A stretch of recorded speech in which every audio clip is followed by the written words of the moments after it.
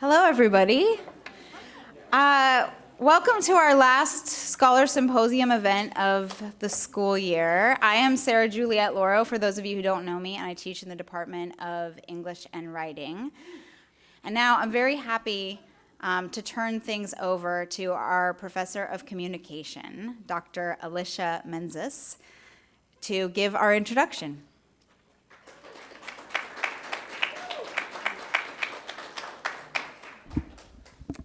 Good afternoon. It's my honor and privilege to introduce Dr. Aisha Durham. Dr. Durham is an associate professor of communication at the University of South Florida, where she teaches Black popular culture to explore the relationship between media representations and everyday life.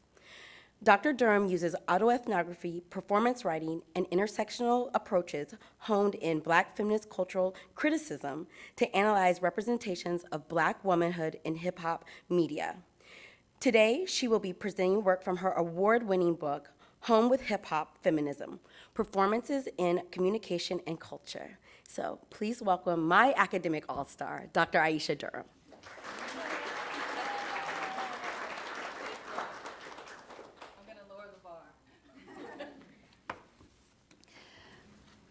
How y'all doing today? Awesome. Good. All right. So first, I'd like to express my deep gratitude to Dr. Sarah Juliette Lauro. It's refreshing to flesh connect with you after doing some digital back and forth about monstrosity and Afrofuturism. She writes about zombies and Blackness. Thank you, Dr. Aisha Menzis, for your introduction. I'm indebted to you because you recruited me from Texas to Tampa. And I look to you because of your collaborative work on hip-hop feminism. It informs me, and your research addressing everyday lives of marginalized Black folk continue to inspire me. And I know this event would not be possible without you and the folks in the Honors College who've invited me to the University of Tampa Scholar Symposia series to share my home stories of hip-hop feminism with the campus community. So these stories, they're not gonna be about Cardi B, but we can talk about that later, or Nicki Minaj, but these are about ordinary folks who create the conditions that make culture possible. And so these stories, again, don't come with a celebrity or beat, but it is my hope that they will shine with my rhyme anyway. I will start with a selection between us, a bio poem. I got 2 braids, a dozen neon bangles, and a pair of plastic pink jellies jumping across hot concrete cracks behind Dee Dee doing damage to old Cadillac passerbys, praising PYTs and denim shorts hiking up to the downtown Granby Plaza. At a pit stop at the bar at the block, I guzzle ice-cold cups of Coke courtesy of the balding Black bartender who tends to talk with his eyes like the cook from the Chinese joint, who dishes out free and greasy egg rolls as my eyes roll from that kind of out-of-place grin Mama warned girls to get away from. But Dee Dee nudges me forward, and I muster a thanks. Look down. Ball up, feeling corrupt like the dollar bill crammed in my hand for keeping quiet. When she followed her boyfriend to the back room to talk for a minute, I kept quiet. When she floated around the corner scouting a fix and my eyes fixated on her missing tooth, her bruises, her "Hey, baby girl, don't tell your mama I'm here" in Lynchburg, covering night cops watching Oprah on one of her occasional light bulb moments, and the phone rings and mama says, "Dee Dee dead." And I got this 2-ton cement block of guilt weighing on me. I had to white out her Black body long before the detectives outlined the murder scene with chalk. Long before the drugs, I just prayed to let us be remembered in our familial selves. Just let us be remembered before the hail of secrets at Grandma's house. Uncle Willie slouched in his sticky pear vinyl kitchen chair, his oily hands sliding a cheap pipe between the empty space where teeth were supposed to be. He patted his right thigh for me to sit right there to listen to a listful of small talk of non-particulars until I couldn't stand sitting no more. He fumbled with his weather-brown leather wallet to barter some change for some sugar, and I got some stinky slobber whiskey syrup slather over my cheek for 2 quarters. I kept quiet about the kitchen until my cousin Keisha pulled my earlobe to slip me some fresh off the grapevine gossip, and without looking into my eyes, she got a whiff of everything that went on inside. We erased it. We laughed it off. We ran up to the frozen cup candy ice cream lady to ODD on some sugar to rid me of a clear case of cooties caught at Grandma's house. He slid through the cracks in the crowd, awaiting that one-time family ride in the limousine, and a half hour before Dee Dee's funeral, and he called Keisha's kid to the kitchen, and Michael couldn't creep a half step to the corridor before all the cousins could hear Keisha swearing, "No more." Silence. In the back of my head, in the back of my kitchen, I called her out, slammed my 2 cents on her 3-legged table, picked up a handful of clothespins to hang her shoulda, woulda, couldas out, like the dingy white cotton drawers she didn't want her good Christian neighbors to see. I put it out there in the open. I came home from one high school second-wave feminism class and turned into Frankenstein to attack this nameless black Iron Maiden who breastfed me with a take-no-shit Spitfire I hurled at her, the venom she concocted for me so I could learn to fend for myself in this poor black woman hating world. She stands in her faded flower house dress curling over the steel sink, sinking in a well where my tears are still frozen. "I am good too," she said.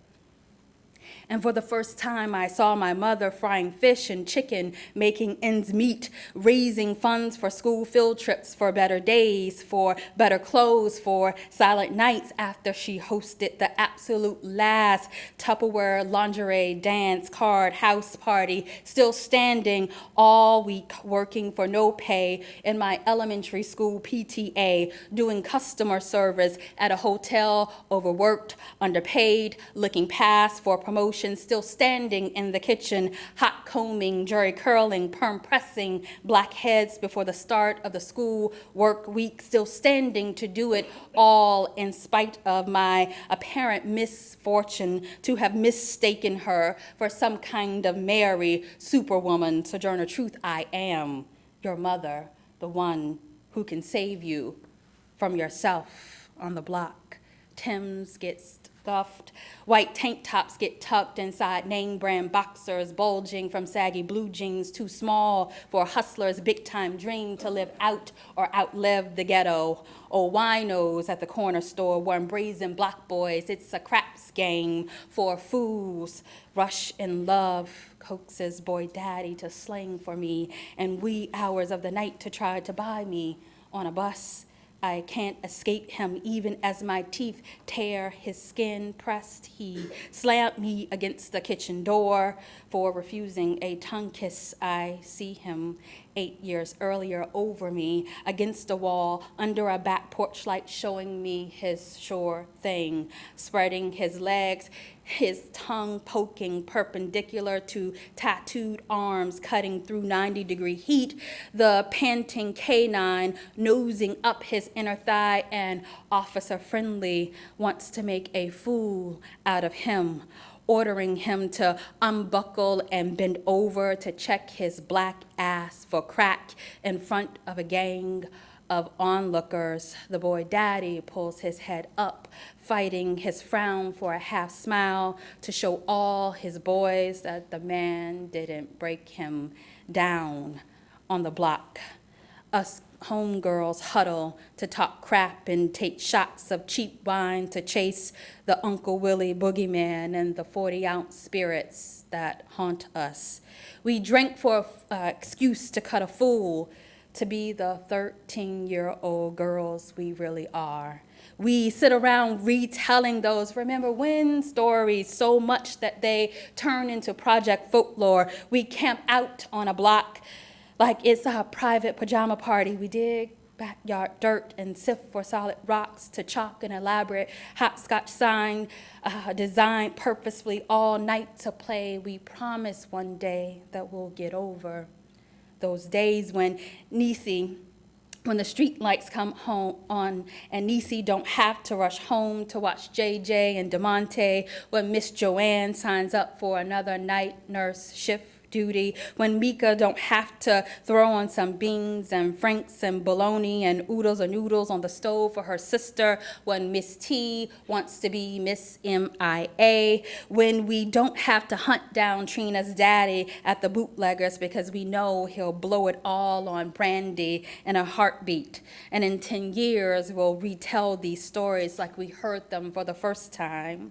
on cell phones, on free night minutes 900 miles away, where some black girls on the block outside the kitchen at grandma's house in her 2 braids and her bangles and her pink jellies can eavesdrop and pick up the ins and the outs and learn to leap cross cracks.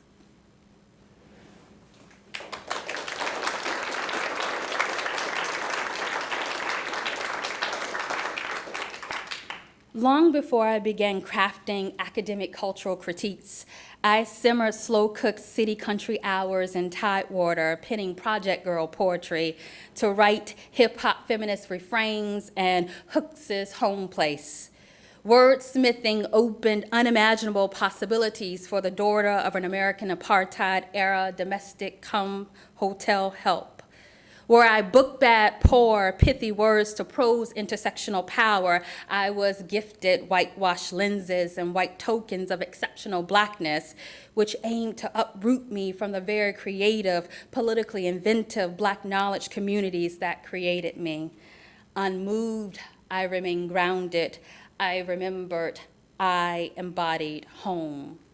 In that Intejake-inspired Audrey Leyen biopoem where I recalled my Southern self, I narratively quilted my experiences with men and women folk from my childhood to connect us in a Ruth Nicole Brown rendition of a Black girlhood celebration. And this evening, I want to continue that celebration of homework by mining memory to discuss how I came to hip hop feminism as a student, to develop the 3 parts of the book that I call the recall, remember, and represent. The 3 R's, or what I call the fundamentals, is a hip-hop feminist approach, and they reflect not only the sections of the book, but they're going to organize my talk today. The fundamentals work to bridge lived experience with living memories that are encoded in signs and symbols that allow us to craft creative or critically engaged, community-centered, and culturally relevant research using democratic writing and presentation practices that can live in and transcend the academy. The recall. A part of my attraction to then Joan Morgan's declaration of hip-hop feminism as a Lauren-loving, Badu-obsessed, budding dreadhead graduate student was her deeply moving class-informed recognition of both presence and absence of homegirls in the culture and later the academy. Morgan maintained that minoritized bodies had been propped up to reproduce plasticized replicas of a defiant masculinity that depended on what then crunk feminist Moya Bailey would later define as misogynoir. Our presence was conditional, our desirability, our visibility was contingent on miming a straight-up, respectable, hyper-feminine freak. But Morgan refused to toe that heterosexist lady ho tightrope. Rejecting total disposability, though, she offered us a generous, generationally specific, recuperative, and dynamic Black subjectivity through autoethnography, And it is autoethnography that would give me the language and the lens to author my own hip-hop feminist becoming. When I cracked chicken heads in college, chicken heads come home to roost, that's Joe Morgan. When I cracked chicken heads in college, it was as if I opened the first pages of my Mother May I Maya Angelou novel Thrift Store for the first time. It was a book that was over my head, but on the level, like my daddy's stolen and later loaned Black Panther Julius Lester library book. Before my dad had charcoaled a living room portrait of an ebony-covered king, I was an elementary school kid coloring poster boards for pissed parents planning a march with Jesse Jackson to protest Reagan's civil rights rollbacks that used the end of crosstown busing to resegregate an already racially stratified southern city similar to Tampa. And similar to that so-called Virginia-led welfare reform that forced my mother to write her one-sentence forget you letter to the state for reducing our monthly food stamps to a $13 book. My hometown became the homing ground for racist politicians to work out their anti-Black agenda. It was a confluence of federal and state policies such as welfare reform and mandatory sentencing, along with the emerging unapologetic Black popular culture that I witnessed in Morgan, that defined my hip-hop generation. By recalling, by bringing to mind a singular story to bear on the broader culture, I could relay my distinct hip-hop feminist dispatch from the New South. As a Joan Morgan generation Black feminist, I could marry memory with local media accounts from Diggs Park to describe a Virginia Beach race riot that we and later Public Enemy would call an uprising, or the new urbanism that was just word beautification for the ugliness of gentrification, and community policing by a government that officially waged war on us because of drugs. The recall section of the book invited me to use personal flashpoints like those identified in the bio poem that I read to show how I am rather than what I am or who I am as the student researcher, reading representations about racialized gender and class that just seemed too close to home. And in my dissertation turned book, I wanted to show that my hip-hop feminist interpretive I came from some place, a home place. Remembering. Where Morgan's manifesto bookmarked my hip-hop feminist becoming, my sense of purposeful belonging in the academy came when women of color thinkers came together to cultivate community. And not since my aunties who sat with their Jerry curl roller sets readying themselves to review my could-be poems did I believe that some sister friends and some other mothers would carve space or hold time to hear me. Yet Gwendolyn Pugh and Elaine Richardson, who are two badass Black academics who helped to found what we now call hip-hop feminist studies, they invited me to join in helping to edit an anthology that I jokingly proposed as a student at a gathering just like this one. At that time, I can recall my advisor reminding me about dissertation completion and the complete waste of time in publishing in a press that the market would not recognize. Yet he did not realize crisscrossing the country calling for a hip-hop feminist agenda was not extracurricular. It was essential to my scholarly life's work. And while my advisor rightfully tried to save my time, my Black feminists, my hip-hop feminist mentors were righteously trying to save my soul. Hip-hop and Homegirls Make Some Noise not only prepared me to draft the book, it also reminded me that some of the most generative work that I produced was rooted in community. I remembered as students, I participated in women of color collectives where we would host house parties with leftover food to fellowship and to present new performances in terms of cultural studies to a receptive audience. As a homegirl in Ruth Nicole Brown's creative intergenerational space called Soul Hot, we worked out a hip-hop feminist practice while sharing our homegrown truths with local working-class Black girls. I remembered myself working with those girls. Their body dances to down south beauty music were accompanied by damning class critiques, which inspired me to reclaim my Black girl specific lens as a blogger for the Crunk Feminist Collective.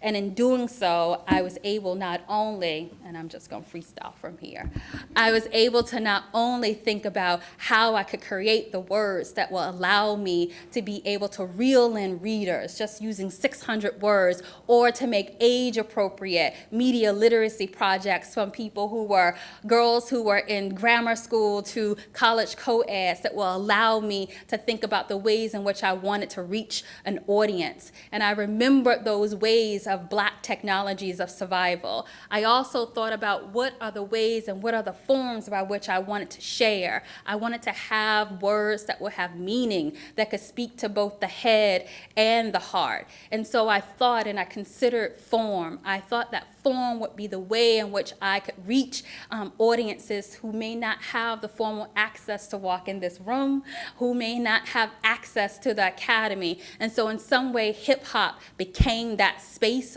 for me, because I use hip hop and the vernacular of hip hop in order to speak to both that head and the heart. And in some ways, what I bring today is as a history of hip hop, because you all serve as a new generation. In this moment, I see a new generation. You all have had to witness the recited killings of Trayvon Martin, as well as Jordan Davis, even most recently in terms of Kayla Moore. You all have had to live with the idea of seeing the precarity of Black life in this moment. And though we see the kind of Black blueprint that we see with Black Lives Matter in post-Parkland, where you have white, mainly white middle-class privileged students who can stand up, do die-ins, hold "Don't Shoot Us" signs. We recognize that you have the privilege to do this because of your whiteness. Meanwhile, when we're talking about people, whether we're talking about in Diggs Park or the favelas of Brazil, where Marielle Franco is gunned down, we understand that our lives matter and we count. And this is something that we're reminded of in terms of hip hop feminism. So while I am old, because hip hop is 50, y'all. While I am old, you all have the ability to be able to still challenge these existing systems, whether it's in terms of thinking about white supremacy or heteropatriarchy or even classism. You have the ability to be able to weave these spaces together in order to challenge and dismantle systems of oppression. So I'm going to stop right there, and I'm hoping that we can actually have a conversation. Thank you.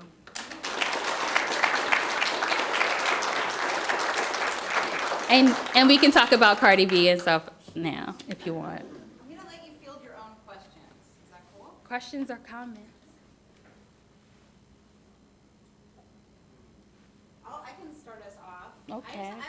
So I'm just wondering what kind of resistance you have felt. This is a very professor question. It won't be interesting to the students at all, but hopefully then the students will ask other kinds of questions. But I'm wondering what kind of resistance you found in terms of publishing to your approach and your methodology, or even do you get pushback from the reviewers who resist the vernacular that you bring to your scholarship? So early on when I was writing, and I started writing as a student, my major was mass communication as an undergraduate, and I was already writing for daily newspapers. My local daily newspaper, Virginia Pilot, Legistar is just a Virginia Pilot now. And by the time I got to grad school, I was still writing, and I was writing without any, by the time you get into graduate school or the professorship, everything has to count, right? Like, how is this going to count? We didn't care. And I remember that I had two different voices. I had the voice that I had outside where I was doing poetry and writing to a public community groups, and then I had the supposed academic voice. And for me, that wasn't working, and having those two distinct spaces. I wanted to see, like, I'm here in both of these spaces, so I need to be able to marry both of those voices. And so I did get resistance in the beginning, as I had mentioned, in terms of my advisor was like, why are you doing this? I'm like, I have to do this. But when I began to think about hip-hop feminism, is not necessarily something new, but connected to a long tradition, a rich tradition of Black communication, whether it's thinking about the idea of what we might call kinetic orality, so using the oral, mining the oral as a way to transmit knowledge, or just thinking about hip-hop as a kind of vernacular, a way in which we can talk about power through kind of hidden scripts. So if you don't know, like, slang, you might not know what certain words mean. So again, the ways in which we could use hip-hop in order to speak back to power. And I thought, I can also do this using poetry. And so when I was reintroduced to Black women writers, queer Black women writers, and oddly by my white male advisor who introduced those works to me, the work of June Jordan, Audre Lorde, and others look very similar to the kinds of work that I was doing. So in situating my work within that longer tradition, established tradition of Black women writers, then I could say, this is not new. This is actually established already, and that provided a kind of foundation for me to write. But there's still resistance, of course, but in some ways I'm committed to the kind of writing that I choose to do. One of the first reviews when I was submitting it, trying to get, like, a rapper trying to get a record deal. When I was submitting the book, I remember one of the first first publishers said, I like that you're looking at Beyonce and music videos.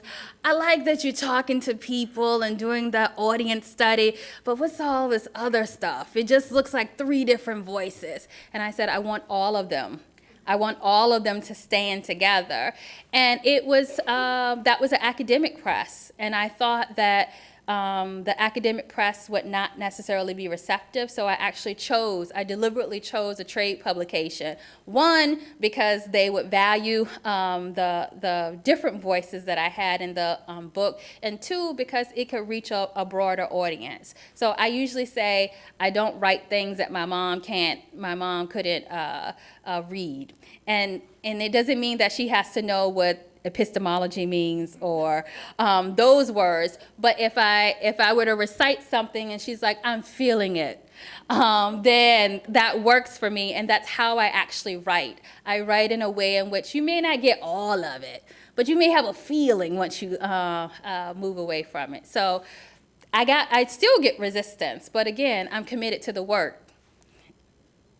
Yeah, thank you. Somebody has. Yes. Out of all the articles and things what you wrote, which one would you say you're most proud of? No. Oh, that's a. For other people too? Oh, the question is, out of all the articles that I wrote, which one am I most proud of? I like all of them. That's like asking, who's your favorite child? I actually think I like Between Us. I like Between Us. And Between Us is actually based off of, has anybody heard of Ntozake Shange? Anybody? Look her up. So for colored girls who consider suicide when the rainbow is not enough. So Ntozake Shange has a choreo poem, and basically there are these kind of isolated poems, but about different women of the African diaspora, and how they have these distinct experiences, but they fold into one another. And so when I was doing the bio poem, I was thinking about the distinct experiences that I had in relation to women and in relation to men.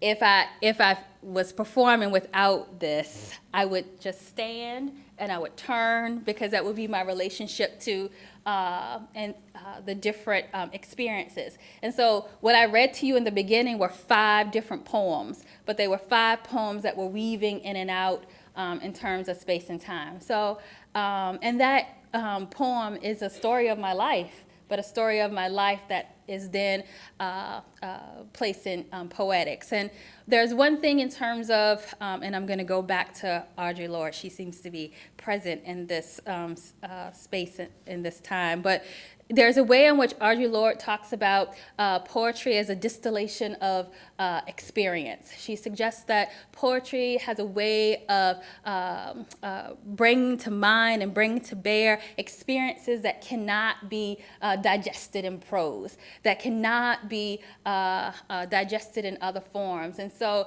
the kind of evocative, emotive language, whether it's in terms of auditory or other kind of sensory language, that's how I try to mine those experiences, to talk about really what was just an everyday experience, but as you can see, it was everyday that was riddled with all kinds of violence there. So, I mean, I remember, I think when I hadn't read this piece probably in maybe 2-3 years. And when I read the piece, I mean, I know that I wrote about sexual violence. I know I wrote about my aunt's murder. But it felt really real again when I read it. But again, it was also about the kind of ordinariness and the everydayness in terms of my life experience. So I don't know if 30 years ago I would even imagine myself in a space such as this one. So a part of the way in which I moved through those spaces was writing about my life, and poetry became one of those tools, which is why I'm still committed to that form. Yes. I took a really cool intro to creative writing class last semester, and we worked on poetry.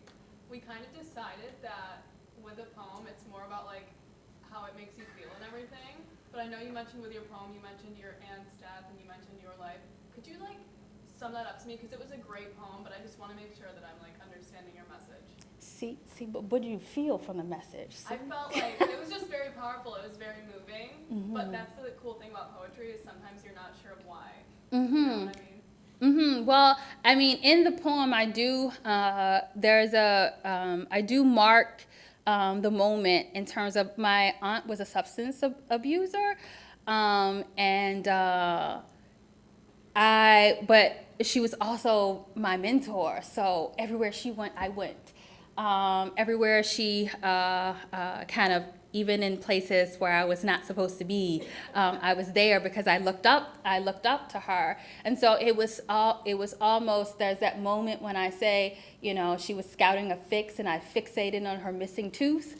It was that moment when I actually saw her as an addict. I didn't see her in the same way anymore, and I hadn't seen her again until I went away to school.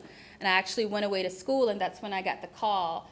In the poem, it says, you know, my mom called and said, Dee Dee's dead. And so in some way, a part of that meant that in order for me to even be able to move in different spaces, I almost had to, in some ways, kind of have some psychic armor to protect myself. In some ways, already knowing that she was dying before she was even dead. So that was the guilt that I had. But there's also a way of thinking about the kind of trauma and the everyday trauma, and we don't even have to talk about my life in general, just in terms of the everyday trauma of bearing witness to the precarity of Black life. Like, we don't even think about the kind of emotional resources and the psychic resources that are in some ways how we're impacted by forms of violence. And I would add that poverty, extreme poverty, is also a form of violence. So me living through and having to, you know, be in particularly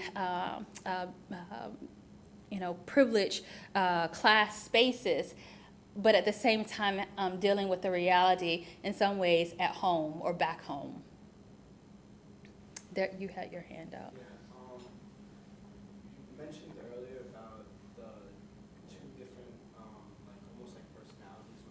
That stood out to me. Can you just talk about that? Yeah, well, there's the part of you who's here now that is not the same one that when you're with your friends. So in that way, the academy almost operates that way, right? It invites us to be and to perform this person who we might not be in another space. And for the case of many minoritized bodies, especially racialized minoritized bodies who are at predominantly white universities, it also means that we are performing a kind of whiteness. And so what does that mean when we are in a space and we're told that we need to be and perform somebody else? And so in my mind, everything, that's why in the beginning I said I was given these whitewashed lenses and tokens of exceptionalism. It was as if I made it out because I'm not like the rest of the people from those communities, and I should reject everything from those communities because now I'm accepted in this broader white community, when really it is the very technologies of those communities by which I came from that even allows me to be in the space. So in some ways, a part of me using slang, a part of me drawing from kind of Southern colloquialisms and the like, is a way of kind of paying homage to that tradition, at the same time being in a space where, in many cases, that we are still fighting to be present in. So, and those are the two kinds of voices, because in some ways the academy is already, and I'm saying the academy is this fancy way of just saying college, unless it's a HBCU, they're already suggesting that this is a white space. So this is me kind of pushing back on that, bringing all of the knowledges and all of these stories about, again, this is hip hop. We think about hip hop and we think about hip hop as only being about music culture, but the culture comes from a place. It comes from something happens, and these are the things that are happening in those communities by which hip hop emerges. So I want to bring that into the space. And so, yeah, sometimes it feels like it's two different people. It's two different people, but I really struggle with trying to work to bring those together. Yeah. Is it all right if I use your words in a paper or something like that? Because That will be like the CD of the year. I came empty-handed, but I really like exactly to the topic I'm doing. I'm doing it on like your environment and socioeconomical status within your environment, and it would just be great. But I think it deals with comfortability and definitely your environment, because like I obviously don't know everyone here, but I know some, and I am a little bit more like formal and everything. But when I'm with my friends, I'm comfortable. I know them. I have a close bond with them, so I really just, I guess, be less informal. But, yeah. Thank you. Yeah, thank you. Thank you. I don't know if I'm going to come back to you. I'm going to, she called first, and then I'll come over there. Yes. Well, I was thinking in context of this conversation and how you've been forerunning the notion of the everyday, right? So we can talk about Cardi for a moment, and that grounding of the everyday, right? I'm thinking about all these memes that we see lately, like. I haven't seen them. Right, you haven't seen them. I've seen I'm a different generation. I'm telling you. That's why you have to write this hip hop story. in a way that they're like aligning Cardi's work, Cardi first as a joke, as an artist, right? To this idea like it's whole music. Right? That way that many times, even thinking about on Love and Hip Hop, talks about this is like the grind from here to there. Exactly. Every day, her being a stripper is part of Exactly. every day. Exactly. So maybe think about in the context of hip hop feminism, why Cardi B's voice is important. Yeah,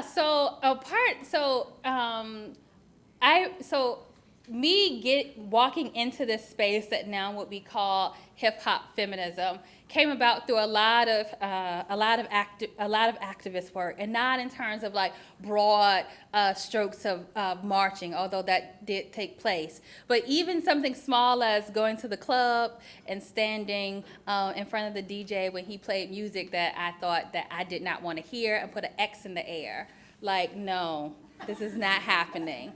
But at the same time that I'm saying that hip hop feminism as a movement emerged out of a kind of real place.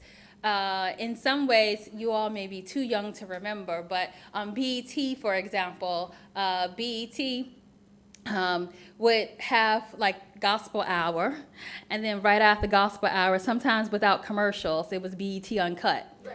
And BET Uncut was basically like soft porn to music. So it was important, not because anybody was necessarily against being ratchet, but it was the fact that one of the only ways in which black women and brown women were being seen was through that lens. Like it was the only way in which other people would see us. And so for that reason, and I mentioned Moya Bailey, and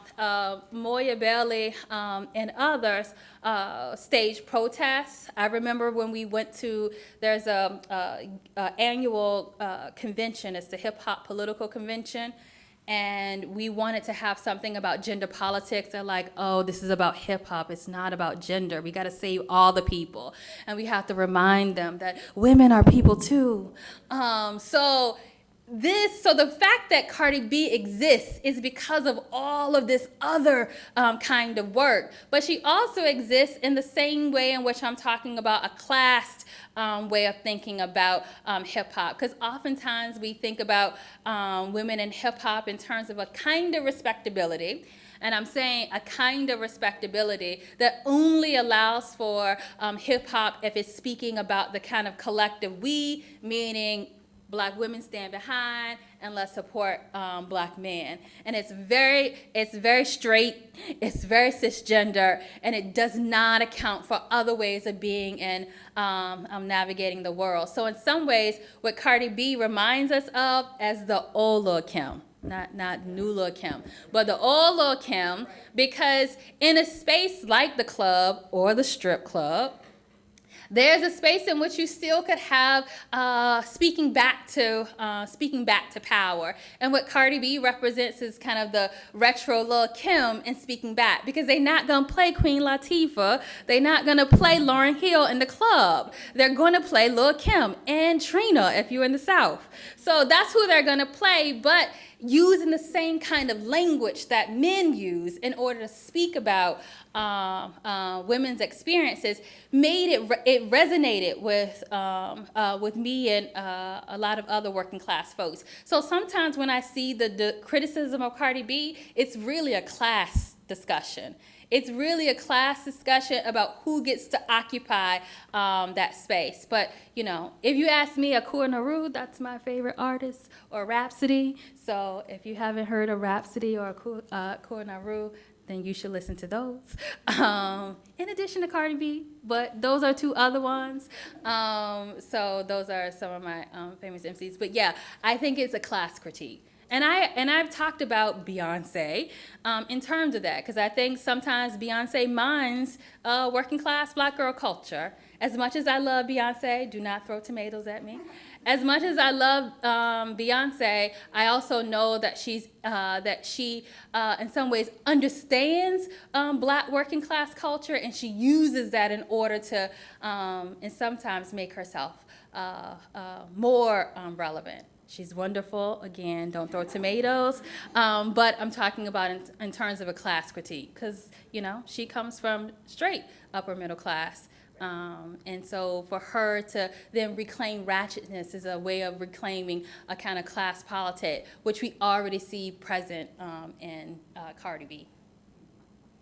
There was a hand. I don't know where hands were. Yes. This is going to start off as really unrelated, and it's going to get better as I go on. Have you ever seen Grey's Anatomy? I have seen Grey's Anatomy. Do you know, like, Dr. Avery? Yes, I know Dr. Avery. Do you actually know, like, his social justice work? And, No. Like, he does so much. He is actually, Jesse Williams. He does a lot. Yeah, I mean, I'm familiar, but I don't know anything specific, except he says black girls rock. No, he does. Honestly, I think he might be African American, but he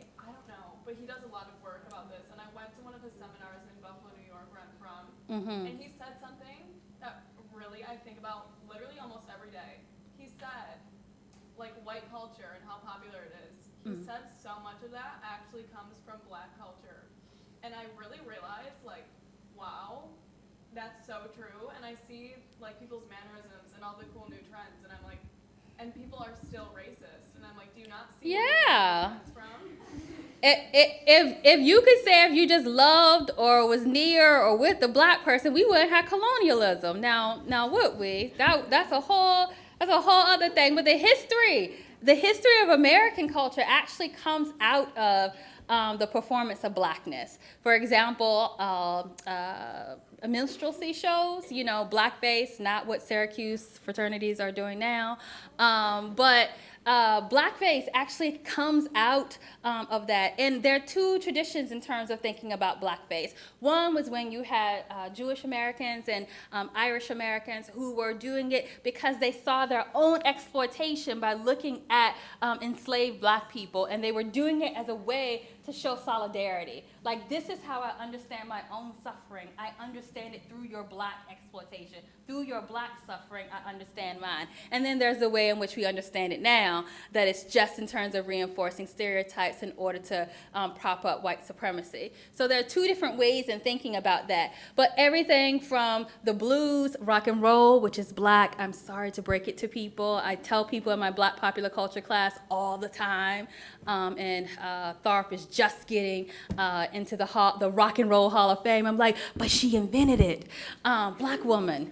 So rock and roll up to hip hop, and we know that the Billboard, Cash Me Outside. She's next to Nicki Minaj. She's next to Cardi B. Yeah, we know her, right? Cash Me Outside. Yeah, exactly. She's as the best female MC, like really. So again, thinking about the ways in America, in the United States has always had a way of actually loving Black culture, but not loving Black people. And so that's been the history, and that's the tension that we live with in terms of Black popular culture. I think we have You're time here. for like one or two more. If there Get you, and then I'll get you. Try to pack a lot in, so maybe two more questions. So you have the two. Yes. I think I already hit on this with referencing Cardi B and Beyonce, but from the from the hip hop feminist perspective, which artists or which aspects of hip hop kind of do we glorify without realizing the oppression that they construct, or which aspects of hip hop do deny the Black woman experience? Which aspects of hip hop deny the hip hop artists. or artists? I mean, at the end of the day, I think we, especially if we're talking about popular forms of hip hop, they still exist within a white supremacist, capitalist, heterosexist marketplace. I mean, that is just the root of it. And sometimes I ask students when I introduce new artists, they're like, "Oh, that's old, Dr. Durham." I'm like, "No, this is actually new music." They're like, "I haven't heard this on the radio." And I said, ask yourself why you haven't heard it on the radio, right? Because in some ways, some of the very artists that we're celebrating, they actually reinscribe some of the very kind of old ways of thinking about race, the very old ways of thinking about gender, very old ways in terms of thinking about sexuality. So rather than thinking about a kind of picking one or either or, we can say that some artists do a both and. So at the same time that we might say that Cardi B may be kind of reprising the Jezebel, we can also say that there's also a reclamation of sexuality in which she is taking possession in a long history of black women and Afro-Latino women for which we had no ownership of our sexuality. So rather than kind of, just either or, I would see it as a kind of both and. And I think the project, and this I think is for your generation, I think the project of hip hop feminism has to still think about the everyday and the ordinary. I think in some ways, hip hop feminism is a lot of the scholarly research it emphasizes celebrity, and it emphasizes as a whole body of knowledge that's just connected to music videos and what's the next MC. But we need to think about the ways in which we can use hip-hop feminism as a kind of technology of survival, as well as a way to kind of dismantle systems of oppression. And so in that way, I would say that there's not one artist. We may need a lot of them. And it feels good right now that it's not just one MC in the limelight, but it also feels good that we're talking about the multiple ways in which we can address those isms. So I can't say one. Touched on it a little bit at the end, but can you go further on where the future of hip hop and feminism is sort of shifting? So I can see like possibilities in terms of hip hop feminism in the same way that we can talk about it in terms of the academic theory, and that's in terms of thinking about sexuality and thinking about sexuality in a broad way that doesn't exist on a binary, but exists in terms of thinking about sexual fluidity as well as gender fluidity. And I think you see that with somebody like Janelle Monáe. And I will say Janelle Monáe is hip hop. Rap is the privileged form of music in hip hop, but it's not the only form of music in hip hop. And Janelle Monáe kind of represents what we think about in terms of the possibilities in terms of a future in hip hop. But it also looks very transnational.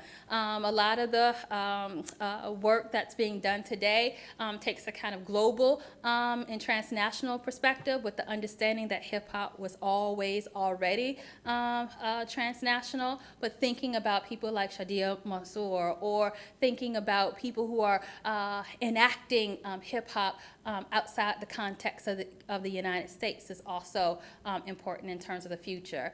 And I ended by making some reference to Franco. And Franco at her last, and she also came from the favelas, which is just like thinking about public housing and projects in the United States.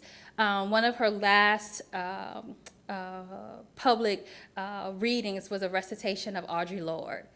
And she was also bringing together issues of talking about police violence. She was talking about class. She was talking about the plight of Afro-Brazilians in Rio. And in some ways, she was applying that same kind of intersectionality in terms of everyday politics that we see apparent in popular culture. So the future of hip-hop and hip-hop feminism is going to be transnational. It is going to be definitely queer, and it's going to take into account all those ways in which we can know and understand the world. All right. I think we have to leave it there, but let's do Thank you.